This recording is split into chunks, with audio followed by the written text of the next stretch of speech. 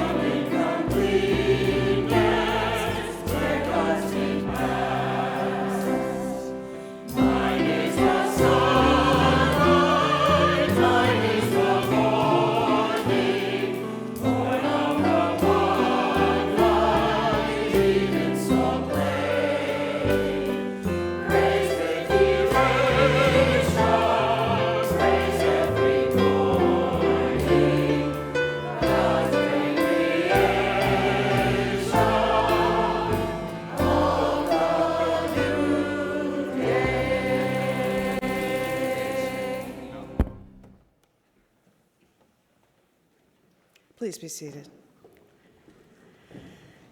As people of the Unitarian Universalist tradition, we celebrate the spirit of life that dwells within each person. Unitarian Universalism unites people of diverse religious theologies through the shared values of our 7 UU principles. We're people with different beliefs who worship together as one faith. We gather today with our doubts as well as our convictions, with our fears and our hopes, with our failures and our aspirations, with our sorrows and our joys. Whatever the faiths you have known, if any, you are welcome here. Whatever your race or where you were born, you are welcome here. Whoever you are, whatever your identity, whomever you love, you are welcome here. Our life together invites each one of us into community, as together we create loving religious community, encourage spiritual growth, and build a more just and joyful world. Some of the many ways to do that here are printed in the order of service. Tomorrow is Veterans Day. I'm not a veteran, but my brother is, and my father, and all my uncles and both grandfathers were veterans. How many here are veterans? Thank you for your service.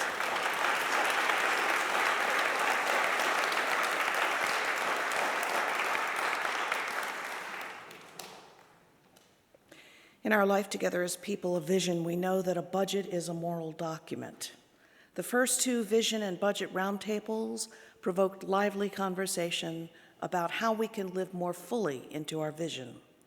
Join the discussion today for the last roundtable at about 12:45 in the Art Gallery. A word about today's service. After the pastoral prayer today, Bruce Torff will sing a song he wrote after his eldest child, Allison, left for college. His song reminded me of a letter my father wrote to me when I was in college, I also the eldest child. Both Bruce's song and my father's letter evoke the love and the loneliness of a child's departure, a departure that was possible only because of the way a parent's love empowers a child to grow and flourish. Now let's take a moment to turn our attention to this gathered community and greet one another as neighbors.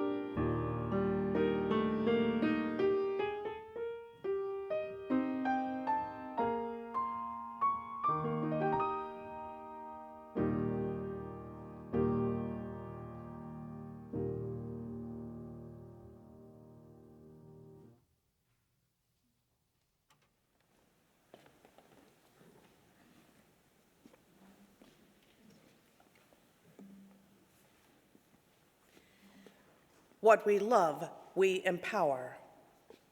We work for what we love. We invest in what we love. We try to become worthy of what we love and of the people we love. We give of our time, our energies, our attention, and our resources so that what we love might flourish. This principle applies to our religious community as well. What this congregation stands for, the principles it teaches, the projects it engages, the community it strives to become, are all the things we hold close to our hearts, things we love. When this love draws people into membership, when it calls ministers to serve, together we commit to empower this congregation. And this congregation empowers us in return. It points us to higher ground, to greater love, greater compassion, greater caring for the world. This faith community empowers us by calling us to live our ideals and principles. It empowers even the youngest child. This congregation teaches all of us tolerance and respect and justice. By what we learn here, by what we contribute here, by the ideals and visions and missions we embrace, by the community we shape here. By the way we empower this community and invite this community to empower us. We increase the store of love and justice in the world. Now, please rise in body or spirit or both as we sing Acts of Grace. This is to the tune of Amazing Grace, and you'll find the fourth verse of Amazing Grace is still in the lyrics, but there are new lyrics to verses 1 and 3 written by Steve Phillips and me. This expresses what I feel about a Unitarian Universalist congregation, and I've come to see here that you are living this ideal.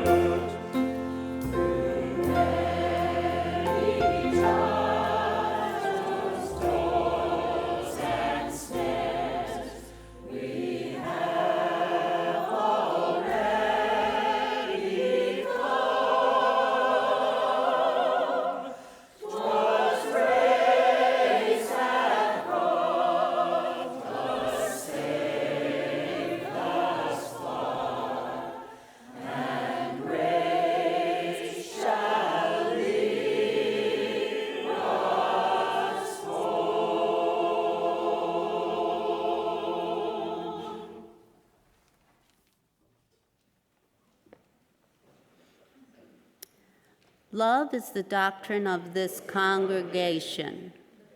Quest of truth is its sacrament, and service is its prayer. To dwell together in peace, to seek knowledge and freedom, to serve human need.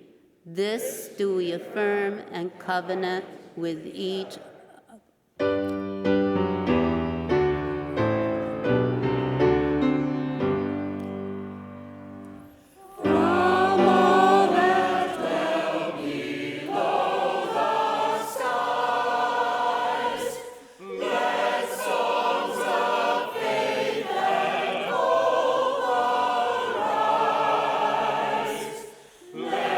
Peace, good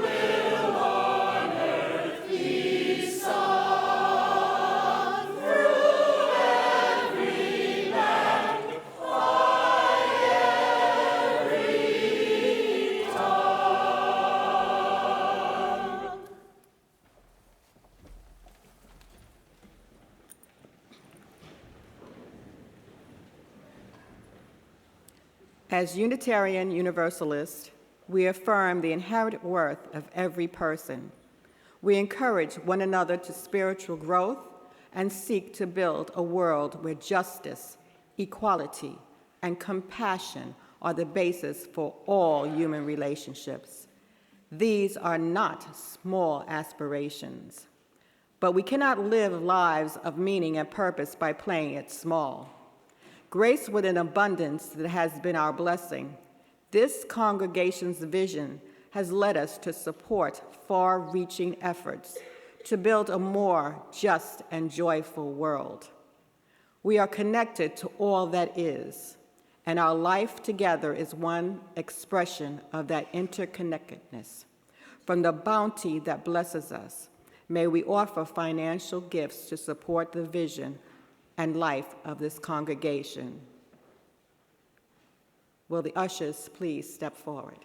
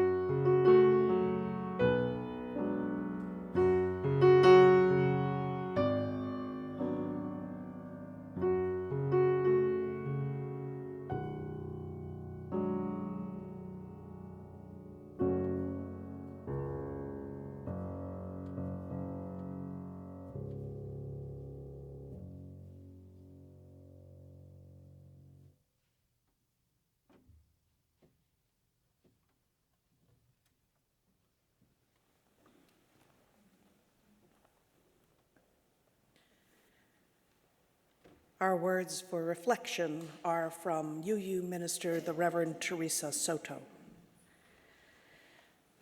I know sometimes you get cranky, and sometimes your tea gets cold before you can drink it. Sometimes the news is too much. The resistance seems too little. That's real. But we are here, imperfect and together and reaching. You can hold my hand if you want. I washed it with soap. It's okay. In this kind of time, now is better than later. Now, I love you. Now, I am sorry it hurts. Now, I witness your struggle and mine. Sometimes one answer is to be a yes in the face of every no. I am a yes for you, now and again later if you need me.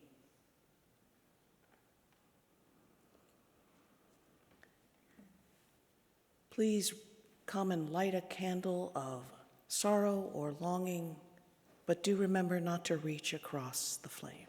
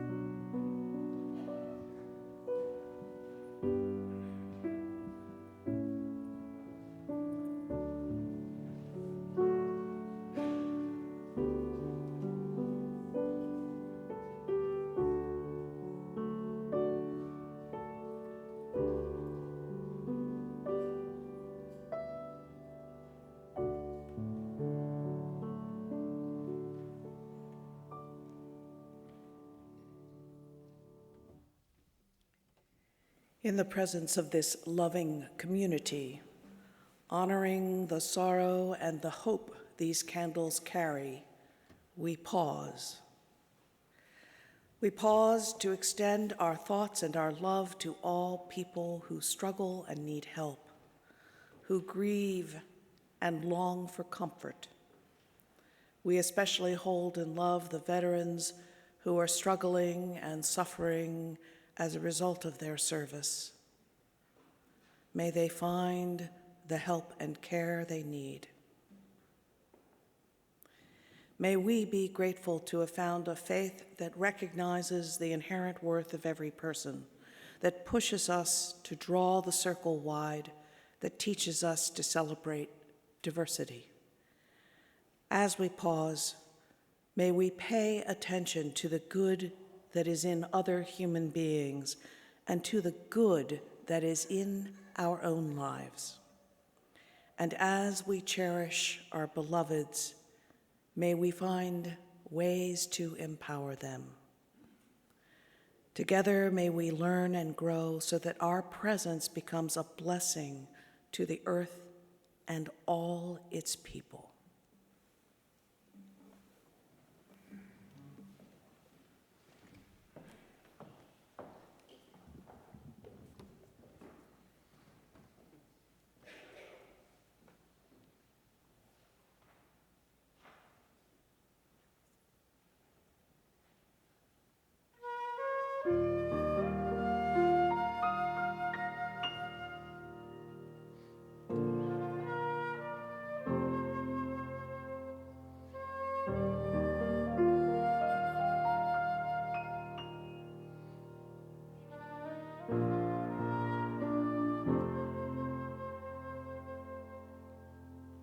She always left the light on, towel on the bedroom floor. All these years I turned out the light and picked that towel up, and now the day has come. My baby up and gone, got a life before her bright as the sun, and I'll be cheering on. But I can barely stand it today. The house is much too quiet, and memories when she was 3 are coming from everywhere. You can't go back to the past. What's done is done and gone. But when I hear her voice inside my head, I turn the light on.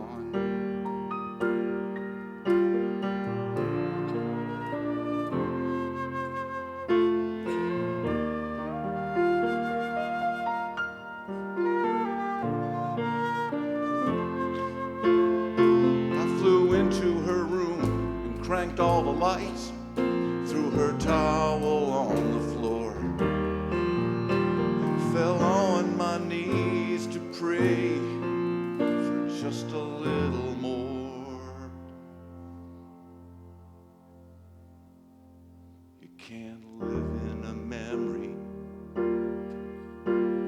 sweet as it may be, but when I see her smile inside my head, there's no describing the feeling I get when I hear her singing her lovely song.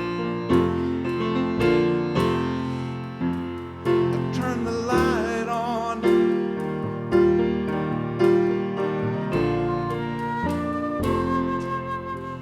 I leave the light on.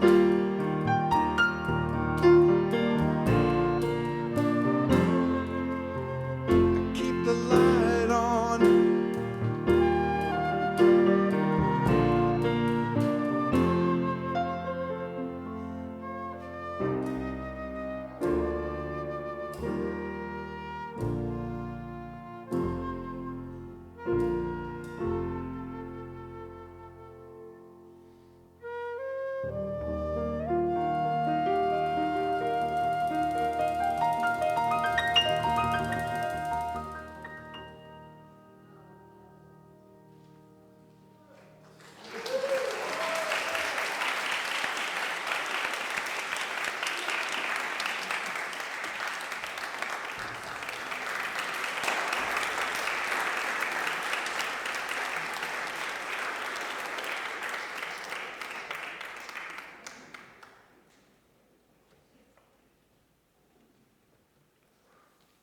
A reading from Maya Angelou, when we come to it. It is possible and imperative that we learn a brave and startling truth. And when we come to it, to the day of peacemaking, we, this people, on this small and drifting planet, whose hands can strike with such abandon that in a twinkling, life is sapped from the living. Yet those same hands can touch with such healing, irresistible tenderness when we come to it. We, this people, on this wayward floating body created on this earth, of this earth, have the power to fashion for this earth a climate where every man and every woman can live freely without sanctimonious piety, without crippling fear. When we come to it, that is when, and only when, we come to it.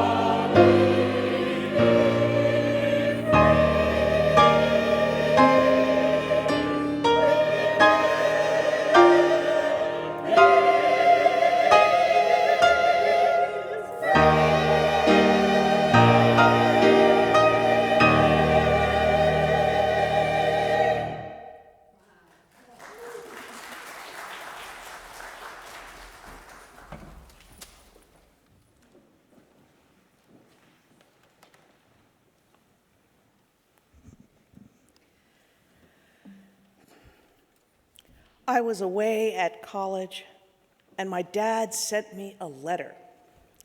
This in itself was somewhat unusual. My dad's written communications tended to be limited to a cheerful note wrapped around the occasional check.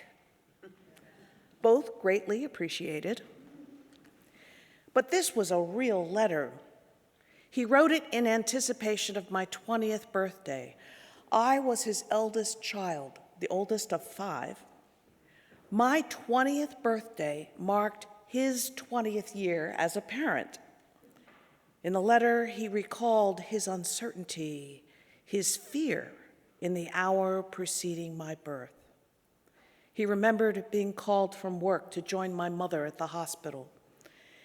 He remembered arriving there and pausing for a moment in the car once he'd reached the parking lot. He was almost afraid to go in. He remembered his hands tightening on the steering wheel. He remembered his sense of helplessness, of powerlessness at this moment of enormous change in his life. He understood.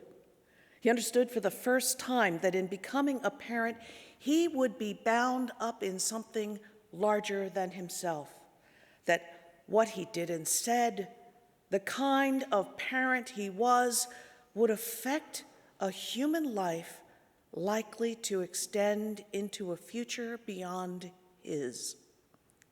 He was afraid he wouldn't be good enough. He was afraid he would make mistakes. He did make mistakes, but not too many.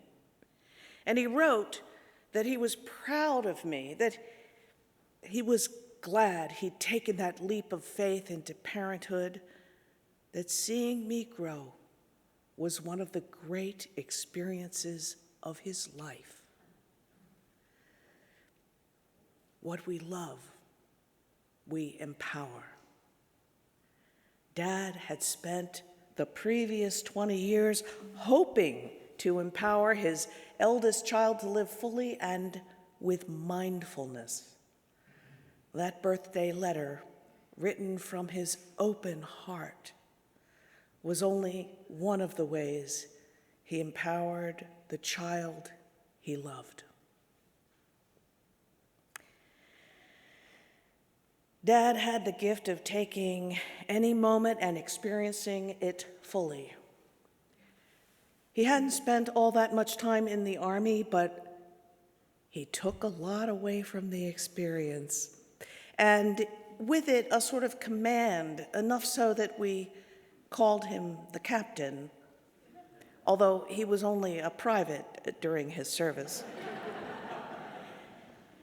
He was absolutely convinced of the importance that we get up and embrace the day, and on Saturday mornings, he'd take a bullhorn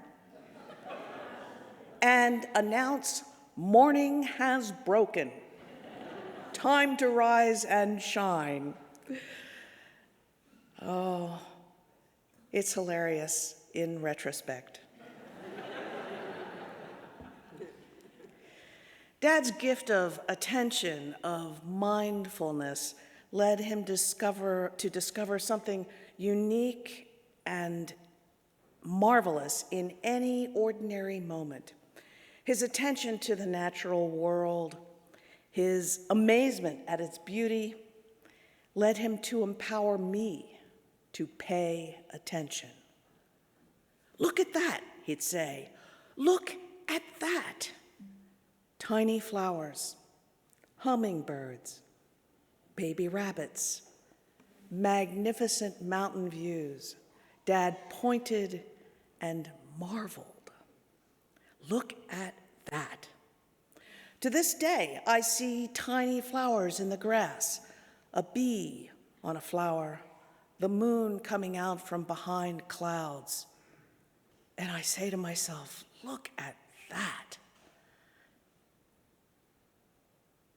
Dad gave me the power to notice those things. I learned to look at the earth with wonder. Every day, every morning, the world's beauty stops me in my tracks. And what happens when we pay attention? We look up at a redwood, hundreds of feet high, and touch it gently and with awe. This is a living being that sprouted 2 millennia ago. We stand on the crest of the Grand Canyon and gaze with wonder at the curving layers of rock exposed by a river's progress over millions of years. We look at a human infant, touch the tiny fingers and toes, and know that 15 years later, the newborn will be taller than we are and much more stubborn.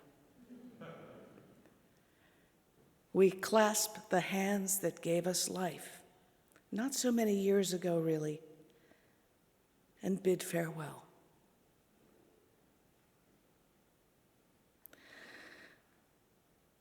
What we love goes beyond the individuals who are beloved to us.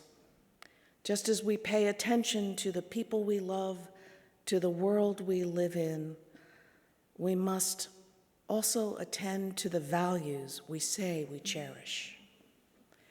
How can we find ways to stay in touch with the values and purposes that matter? One of the ways we turn our attention to our values is to gather here in this sanctuary, this space of peace and hope and challenge. Each week, for just 1 hour out of the week's 168 hours, we gather in community to worship. Worship. We worship in the sense of the word's earliest antecedents, the Old English worshipper, to consider and to hold what is worthy, the things that are of worth. This is the observation of the Sabbath in a profound sense, the intentional setting aside of time apart from the workaday world. Jewish theologian Abraham Joshua Heschel said that 6 days a week we live under the tyranny of things in space. On the Sabbath, we try to become attuned to the holiness in time. Holiness, in the sense of finding life's meaning and purpose at the heart's center. During this Sabbath hour, we participate in what is eternal in time by turning from the results of creation to the mystery of creation. For 1 hour together, we gather to hold side by side what is worthy and what is mysterious. By this practice, we center ourselves. We pay attention to our values in a way that reaches beyond the clock's mere 60 minutes of time. By intention, we participate in something larger than ourselves. What do we love? For many of us here, we could sum up our values simply by turning to the back of the order of service and reading out the 7 Unitarian Universalist principles. These are core values in this faith community. These are values we cherish, values we love. What we love, we empower. If we truly cherish these values, we live them in all aspects of our lives, in our families, in this community, in the wider world. We empower these values by allowing them to affect our behavior, our words, our actions, our relationships, especially our relationships. We are part of an interconnected web of life. Each time we bring our cherished values into our relationships, we renew and re-energize those relationships. Love and laughter, connection and friendship, compassion and commitment. The values we cherish empower us. The way we live those values empowers others. This cycle of love, in turn, empowers our values and makes them real in the world. We can claim the power to fashion for this earth and all the peoples of this earth a climate where everyone is valued and respected when we come to it. When my dad was in his last few years, I often visited him in his Alzheimer's residence. On one of the first warm days of spring, we sat in his favorite place, outside, outdoors, in nature. But Dad was worried about something this day. With his aphasia, it was hard for him to say what was bothering him, and he was fretting. In frustration, he threw his head back and exclaimed, "Oh!" Then, in a different tone and gesturing skyward, he said, "Oh!" I looked. The sky was the bluest blue. The sun shone golden. The trees, with their delicate branches, shifted slightly in the gentle wind. At the end of each branch, tiny buds trembled on the edge of leaf.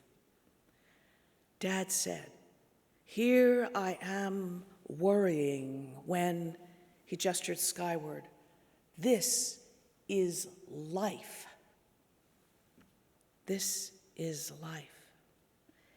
It was a moment of recognition that lifted us together to a different place, a holy place. It was a place where time moved in a way that Einstein's equations do not describe, where time wasn't measurable by the tick-tock tick of human contrivance. Flowing around us was a lifetime of loving connections with one another, with family and friends, with all people, with all creatures of the earth, the beautiful earth, the stars. Time was boundless, eternity in a grain of sand. The connection I felt with this man who had loved me and empowered me reached beyond all aspects of time to create something that was larger than both of us. This is life. This is life, the very life of life. What we love, we empower.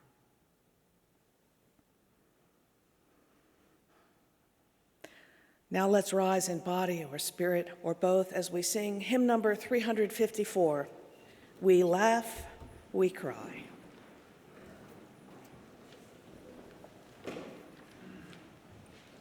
Feel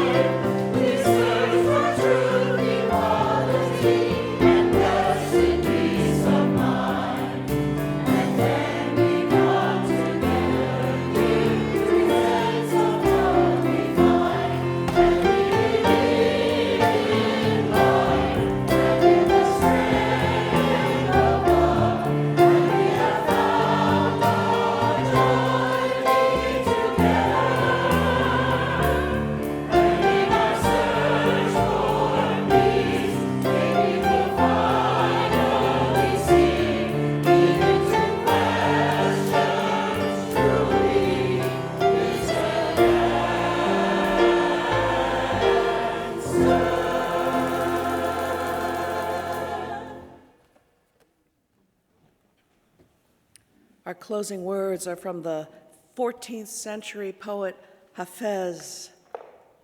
And from my heart, I wish I could show you, when you are lonely or in darkness, the astonishing light of your own being. Amen, and blessed be.